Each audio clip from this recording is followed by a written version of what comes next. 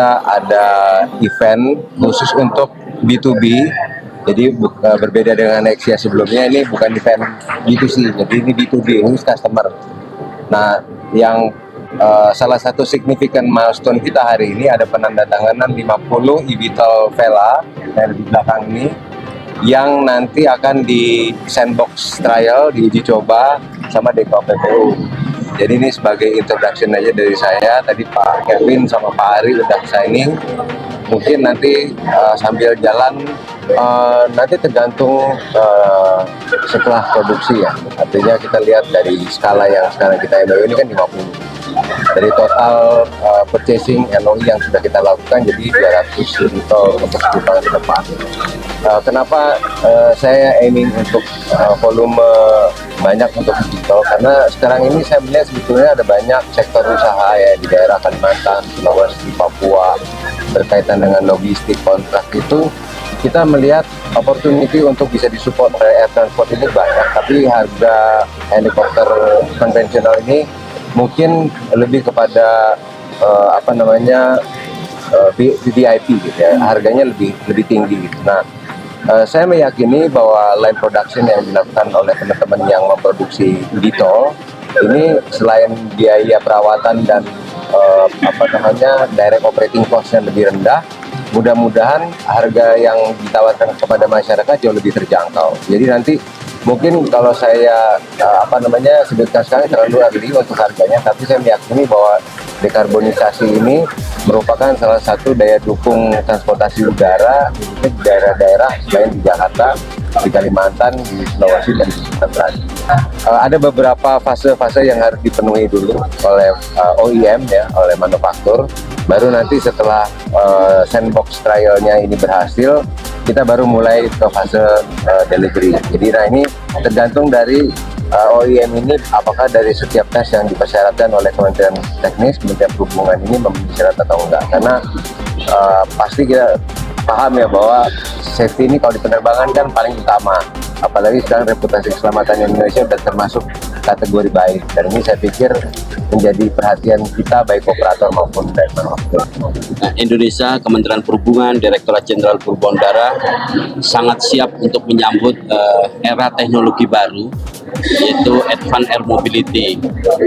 Karena kita sudah punya pengalaman untuk yang drone di bawah 25 kilo, kita sudah kurang lebih 10.000 drone register yang sudah terdaftar di kita yang di bawah 25 kilo. Maka kita menyambut baik inisiasi dari industri, dari investor, dari akademisi yang ingin mengembangkan untuk Advanced Air Mobility.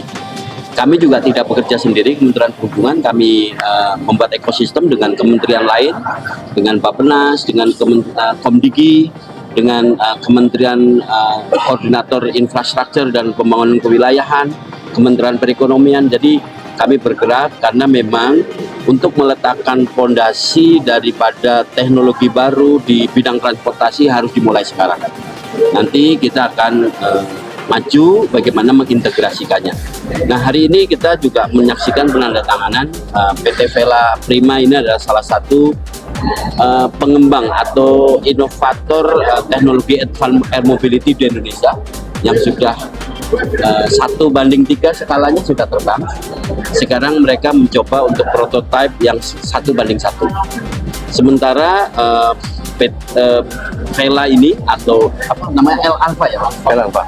Vela Alpha ini statusnya adalah hybrid, bisa tanpa pilot, bisa menggunakan pilot.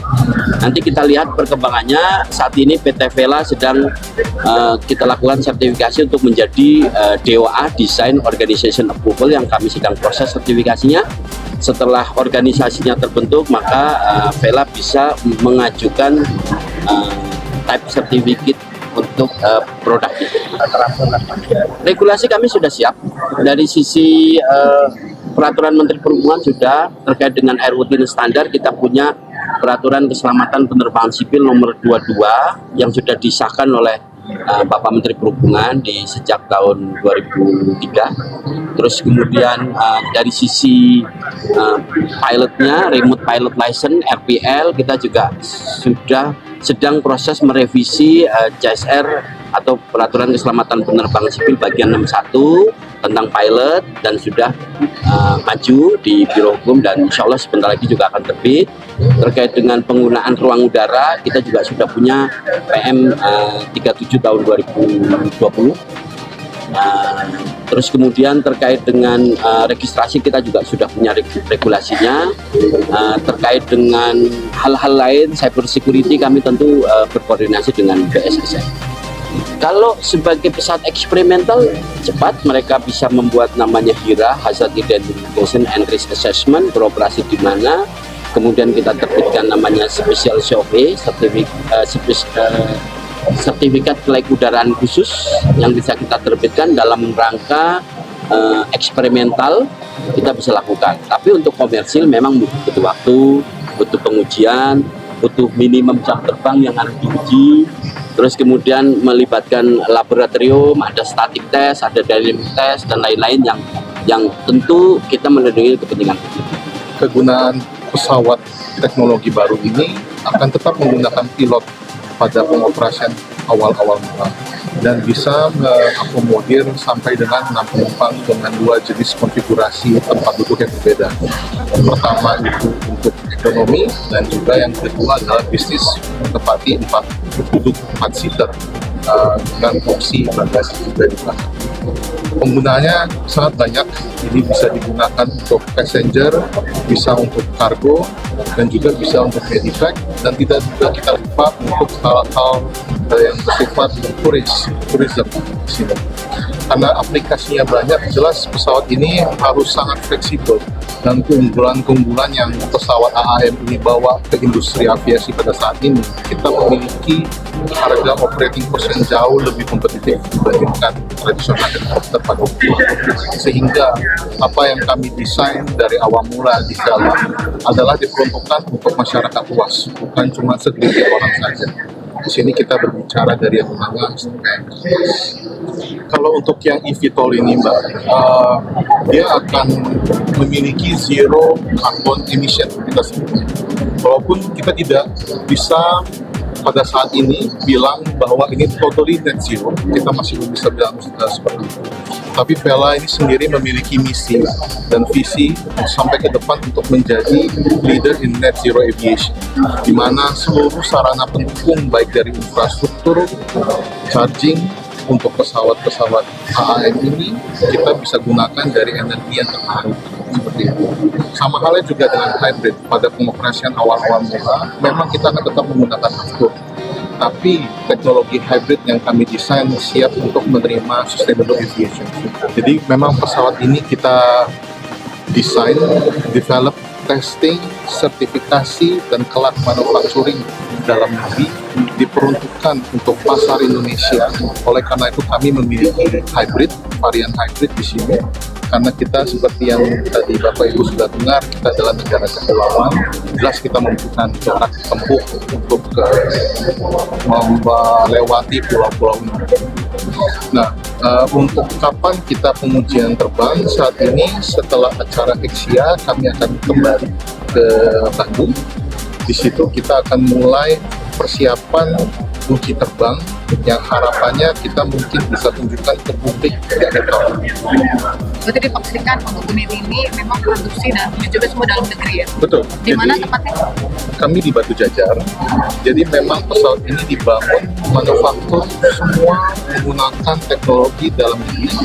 Walaupun memang untuk komponen-komponen pesawat tetap kita impor dari negeri. Tapi manufacturing, produksinya, dan assembly-nya semua dilakukan dalam negeri dan oleh anak-anak bangsa Indonesia. Sejauh ini sudah berapa Pak produksi yang sudah diproduksi? Saat ini kami baru satu prototipe ini, dan ini adalah prototipe yang merupakan desain akhir kami untuk maju ke sertifikasi di tahun depan bersama BKPPU Indonesia. Jadi harapannya tahun depan, akhir tahun depan kami juga bisa memproduce 2 prototipe untuk sertifikasi eVTOL dan 1 prototipe untuk hybrid VTOL.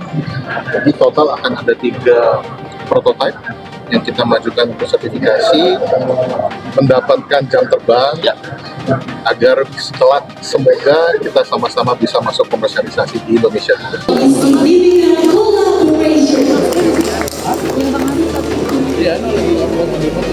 May I now invite board member representative to exchange the signed document. And of course, face the camera for the official conversation.